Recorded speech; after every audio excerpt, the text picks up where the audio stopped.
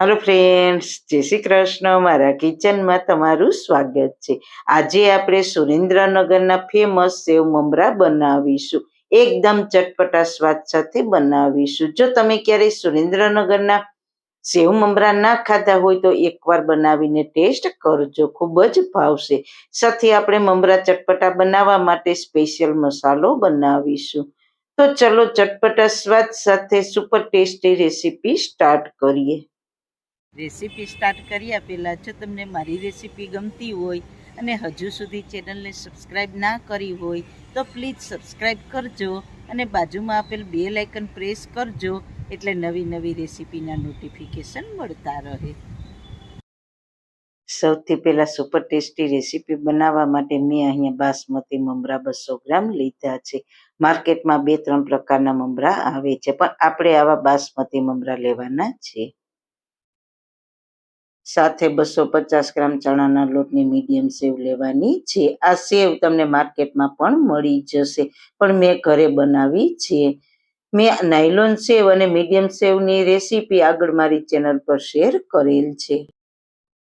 આપણે આ જે મમરાને તળવાના છે, તો તળવા માટે તેલને મીડિયમ ગરમ કરીશું। મમરાને તમે વઘારી પણ શકો છો, પણ જો મમરાને તમે તેલમાં તળીને ઉપયોગમાં લેશો ને તો વધારે પ્રમાણમાં સ્વાદિષ્ટ સેવ મમરા થશે। આપણે સુરેન્દ્રનગરના મમરા લઈએ છીએ તે તળીને જ બનાવવામાં આવે છે। મમરાને મીડિયમ ગરમ તેલમાં મીડિયમ ગેસની ફ્લેમ ઉપર થોડા લાઇટ ગોલ્ડન કલર પર આવે ત્યાં સુધી તળીશું।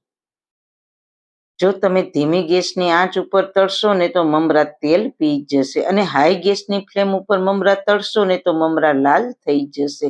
તો મીડિયમ તેલમાં મીડિયમ ગેસની ફ્લેમ ઉપર થોડા થોડા મમરા ઉમેરીને થોડા લાઇટ ગોલ્ડન કલરના થાય અને ક્રિસ્પી અવાજ આવવા લાગે એટલે તેને બહાર કાઢી લઈશું। મમરા તળવાની પ્રોસેસ એટલા માટે બતાવી છે કે તમે ઓછા તેલમાં મમરાને એકદમ સ્વાદિષ્ટ બનાવી શકો। વઘારમાં તેલ જોશે તેટલું જ મમરા તળવામાં જોશે। જો તમારે તળવા ના હોય તો મમરાને વઘારી પણ શકો છો, ચોઈસ મિત્રો તમારી પાસે છે। પણ જો તમારે સુરેન્દ્રનગરના ફેમસ સેવ મમરાનો ટેસ્ટ ઘરે આપવો હોય તો મમરાને આ રીતના તળીને જ ઉપયોગમાં લેજો, એટલે વધારે સ્વાદિષ્ટ સેવ મમરા તૈયાર થશે। મમરા સરસ તળાઈ ગયા છે, હવે તેમાં સેવને ઉમેરીને મિક્સ કરી દઈએ। આ મમરાને 70% જેટલા ઠંડા કરવાના છે। ગરમ ગરમ મમરામાં મસાલો મિક્સ નથી કરવાનો। 70% જેવા આપણા મમરા ઠંડા થાય પછી મસાલો મિક્સ કરીશું। તો ફટાફટ મસાલો તૈયાર કરી લઈએ। તો તેના માટે મિક્સર જારમાં 1 ચમચી લાલ મરચું પાવડર, અડધી ચમચી હળદર પાવડર, સ્વાદ અનુસાર મીઠું, પણ મમરા અને સેવમાં મીઠું હોય છે એટલે જોઈતા પૂરતું લેવાનું। આ સેવ મમરા ખાટા મીઠા સ્વાદમાં મળે છે। તો 1 ચમચી આમચૂર પાવડર લઈશું અને સાથે 4 ચમચી ખાંડ લેવાની છે। હવે આ મસાલાને પીસીને પાવડર તૈયાર કરી લઈએ। હવે આ તૈયાર કરેલો મસાલો સેવ મમરામાં ઉમેરી દઈશું। મમરા 70% જેટલા ઠંડા થઈ ગયા છે। આટલા ઠંડા થાય પછી જ મસાલો ઉમેરવો, કારણ કે મસાલામાં મીઠું અને આમચૂર પાવડર હોવાના લીધે મમરા સોફ્ટ ના થાય, ક્રિસ્પી જ રહે એટલા માટે। જો ગરમ ગરમ મમરામાં તમે મસાલો ઉમેરશો તો મમરા થોડા સોફ્ટ થઈ જશે, જેટલા ક્રિસ્પી હોવા જોઈએ તેટલા ક્રિસ્પી ના રહે। તો આવી નાની મોટી ટિપ્સને ધ્યાનમાં રાખીને સેવ મમરા બનાવશો ને એટલે સેવ મમરા પરફેક્ટ જ બનશે।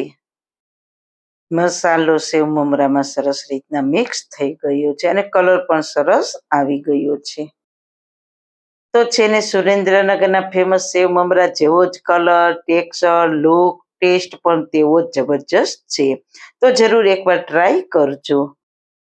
અહીંયા મમરા કરતાં સેવનું પ્રમાણ વધારે રાખવાનું છે। 200 ગ્રામ મમરાની સામે 250 ગ્રામ સેવ લેવાની છે। સુરેન્દ્રનગરના જે ફેમસ સેવ મમરા મળે છે ને તેમાં આ જ રીતના મમરા કરતાં સેવનું પ્રમાણ વધારે હોય છે। તો સારું ખાઓ, ખુશ રહો. આવી સરસ રેસીપી જોવા માટે તમારો ખૂબ ખૂબ આભાર.